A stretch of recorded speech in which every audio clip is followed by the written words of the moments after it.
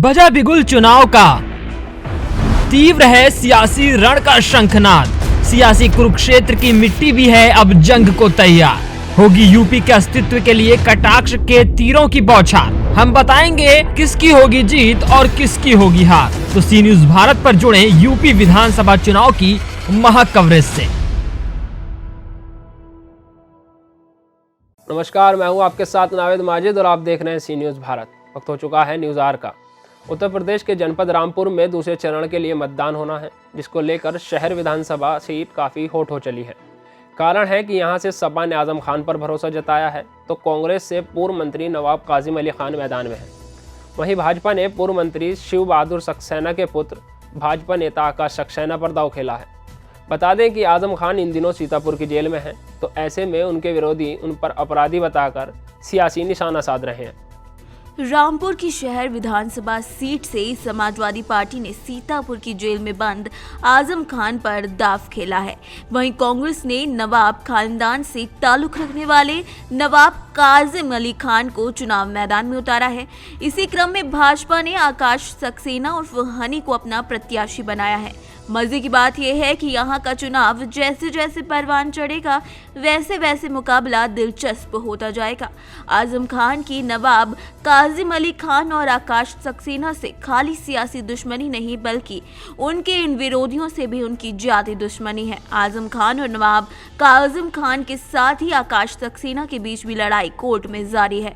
वहीं दूसरी ओर आकाश सक्सेना और नवाब काजिम अली खान के बीच सियासी मतभेद भी हो सकते हैं, लेकिन व्यक्तिगत दुश्मनी दूर दूर तक नहीं है। ऐसे में भाजपा और कांग्रेस प्रत्याशी आजम खान को अपराधी बताने से बिल्कुल भी नहीं चूक रहे हैं और अभी तक इस चुनाव में आजम खान को दरकिनार करते हुए एक दूसरे से अपना मुकाबला बता रहे हैं।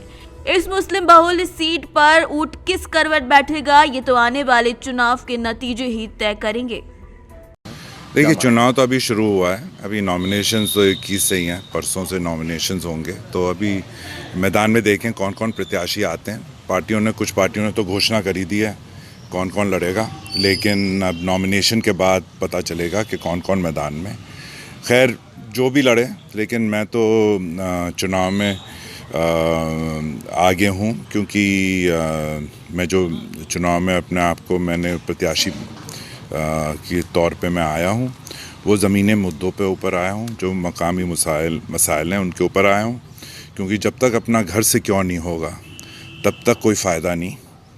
पहले बाहर तो बाद में देखें, लेकिन पहले अपने घर को महफूज रखना बहुत ज़रूरी है। यहाँ जो आवाम परेशान है, जो जनता परेशान है, और सभी लोग परेशान हैं।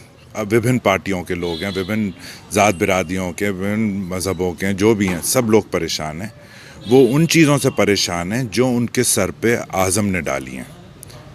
और जिस दिन पहली बार आज़म श्रम मंत्री बना, उसने एक एक करके सारी मिलों को, फैक्ट्रियों पे हड़तालें करा के सब बंद करवा दी, और कोई ऑप्शन नहीं दिया, कोई रोज़गार नहीं।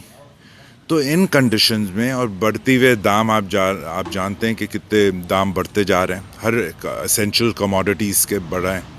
तो ऐसे कंडीशन में अगर जनप्रतिनिधि निकम्मा हो तो फिर जनता को क्या फ़ायदा होगा। और हमारे तो शर्म की बात है कि एमपी भी जेल में, एमएलए भी जेल में, और नगर पालिका चेयरमैन फरार है।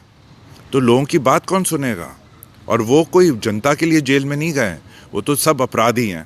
उन्होंने जुर्म किया है, उन्होंने फ्रॉड किया है, फौजरी करी है, 420 करी है, इसलिए वो जेल में गए। भाई, जेल से तो फूलन देवी भी लड़ी थी, वो तो डकैत थी। तो ये भी तो डकैत हैं एक तरह के, इनमें और उसमें कोई फ़र्क नहीं है। लेकिन ये तो हम लोगों को जब ऊपर वाले ने दिमाग दिया है, आंखें दी हैं, तो सच्चाई तो हमारे सामने है ना। हमें जो भी फैसला करना है सच्चाई को देखते हुए करना है। ये तो अब लोगों का ऊपर फैसला है कि वो ऐसे जनप्रतिनिधि चाहेंगे जो जेल में पड़ा रहे, जो निकलेगा नहीं। जो अपने आप को नहीं बचा सकता है, वो जनता को क्या बचाएगा। जो परेशानी होगी वो कैसे दूर करेगा जो जेल में है। देखिए, हमारा जो चुनाव है रामपुर का, वो सीधा सीधा कांग्रेस से चुनाव है हमारा। और जिस तरीके से जो आज़म के अत्याचार जो रामपुर में रहे थे, तो वो मुझे नहीं लगता कि अब वो हमारे मुकाबले की भी दौड़ में है। इसलिए मैं अपना मुकाबला सीधा नवाब खानदान से मानता हूँ। रामपुर की जनता को जिस तरीके से नवाबों ने शुरू से गुलाम रहा है, तो मैं चाहता हूं कि रामपुर की जनता इस गुलामियत से बाहर निकले और रामपुर की जनता चैन की सांस ले, ऐसा मेरा विश्वास है। अच्छा, आजम खान जेल से चुनाव लड़ेंगे तो क्या क्या क्या देखते हैं? देखिए, ये कोई बहुत बड़ी बात नहीं है। जेल से तो अपराधी चुनाव लड़ते हैं, ऐसा पुराना इतिहास रहा है। चाहे वो मुख्तार अंसारी हों, फुलन देवी हों, अतीक अहमद रहे हों, और आज़म का शुरू से इन लोगों से सबसे संबंध रहा है, क्योंकि आज़म तो कहते आए हैं कि मेरे पास जो पैसा है वो इन्हीं लोगों का है। तो मुझे नहीं लगता कि कोई बहुत बड़ी बात है। अपराधी हैं तो चुनाव वहीं से लड़ेंगे। शर्म आना चाहिए वैसे चुनाव लड़ने के लिए। रामपुर की जनता को क्या दोबारा धोखा देने के लिए आए हुए हैं? हाई कोर्ट सज़ा दे चुका है, उसके बाद उस सज़ा के बाद रामपुर के चुनावी मैदान में उतरना शर्म आनी चाहिए ऐसे लोगों को। तो क्या क्या रणनीति रहेगी आपकी? देखिए, अब चुनाव की शुरुआत करने जा रहे हैं और जो रणनीति है वो सिर्फ ये है कि आज़म के जो रामपुर के मुसलमानों पर, रामपुर के दलितों पर, रामपुर के गरीबों पर जो आज़म के अत्याचार जो हुए हैं, वो जाके सिर्फ जनता को बस दोबारा बताने की देर है। जनता बिल्कुल तैयार बैठी है। जनता आज़म को समझ चुकी है। जनता आज करा रही है और छूटना चाहती है इस आज़म के चंगुल से, और मुझे लगता है ऐसा आने वाली जो 10 तारीख है उसको ऐसा ही होने वाला है।